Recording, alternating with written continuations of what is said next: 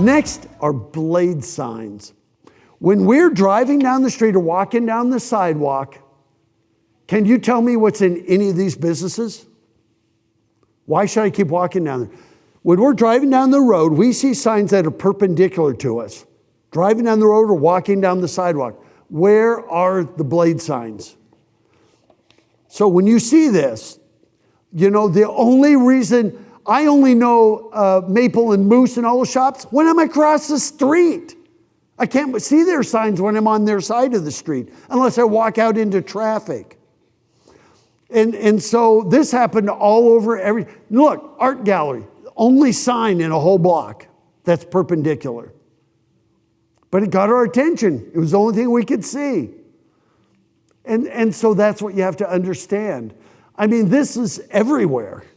In downtown Goderich, I think the only one that had blade sign was RBC. You know, but none of these, I don't know what these are. I know what these are now because I'm standing right back here at the edge of the curb. So I can look up there and see what you got. These are blade signs. But I want you to notice something here. It says chocolate, collectibles, trains, restaurant. Always promote what you're selling, not the name of the shop. But you've got to use blade signs. The best towns everywhere have blade signs. I mean, this is in Nantucket. Notice they're all fairly consistent height. I'll give you that in a second. This is Carmel, California. I could go back to, this is Canmore, Alberta again. And so here you go. Here's your general rules. No lower than this, no higher than this. You know, there's your width in meters or inches, whichever you prefer there. These are blade signs. So you want them to be fairly consistent. Some of your towns have big, massive signs that are way up on the roof, which you can't even see from a car because they're up too high. They're out of your line of sight or they're above awnings. You know, and if you had blade signs, you wouldn't need as many sandwich boards because you'd have blade signs. I think Wild Goose, I love that. I thought that was really cool. Art gallery. And then fresh bake, I could understand that. So I'm not dissing blade signs, but I'm not dissing sandwich boards, but if you have blade signs, there's less need to have too many of these. Downtown should be your living room, your community living room. And this is the core of placemaking. So if you use the word placemaking, you want to know what that means? Placemaking. Improving the quality of life for your citizens by operating a community living room where the locals can hang out at least 300 days a year. Weather depending. Because the number one priority of both locals and visitors is decompressing in a setting where people gather. So think about the things you do when you invite people to your house. You might do popcorn and watch a TV show or a movie on TV. Well, why don't you do movies downtown? I mean, you might have a small Jenga sets. Did you know for $79, okay, $100 Canadian, now, I don't know what it is, you can buy Jenga sets that are like this tall and put them in your downtown in these little plaza areas. If you do that at home, why can't you do it downtown? I mean, board games. We've seen many downtowns with the big chess sets. All of these things you could do at your house. You could host birthday parties. Wouldn't it be great if people brought their families down to host birthday parties or wedding anniversaries or anything in your downtown? I mean, all these celebrations. Downtown is your community living room. You could do barbecues, tailgate parties, watching hockey games, you know, whatever it is.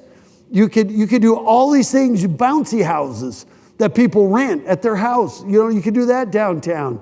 I mean, even having fire pits. We've worked in many towns like in British Columbia, in the Kootenay Rockies, they have most of the towns like Nelson, British Columbia, Kelowna, and all those. They'll bring out fire pits in the middle of their downtown in the winter.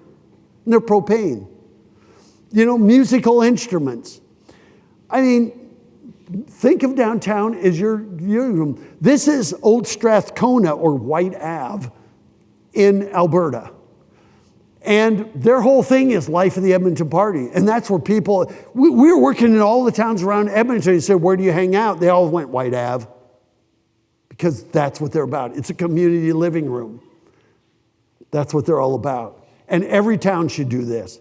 So ask your neighbors, what kind of activities will get you to go downtown more often? You know, by the way, once a month would be great if they would go downtown at least once a month. You could get everybody doing that, or once a week. You know, but all these places, Front Porch Cafe, great name for a downtown living room. And by the way, I hope all your downtowns do sidewalk dining, not just during COVID. Should be every summer, all summer. I could even do, I wish I had more time with you. But even this, they took up parking spaces. And they just took out 2 or 3 parking spaces. They put chess sets, checkers, benches, you name it. Nelson, British Columbia has outdoor entertainment. I took this in January in Nelson. It's at 5,000 feet elevation in the Kootenai Rockies.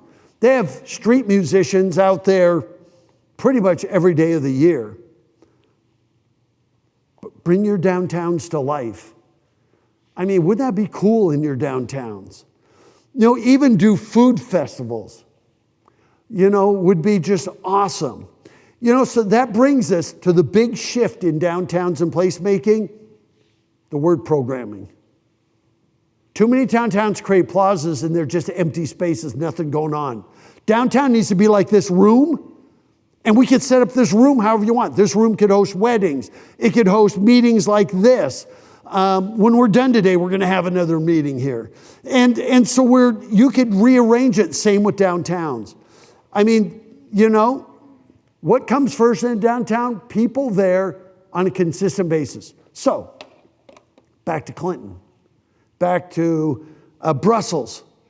What do you do to revive a downtown? If you can get people downtown on a consistent basis, the retailers go where the people are. So if the people are not hanging out downtown, businesses aren't either. So what comes first? Get people downtown 250 days a year. It doesn't mean you have to have 250 days worth of events. You have to have activity.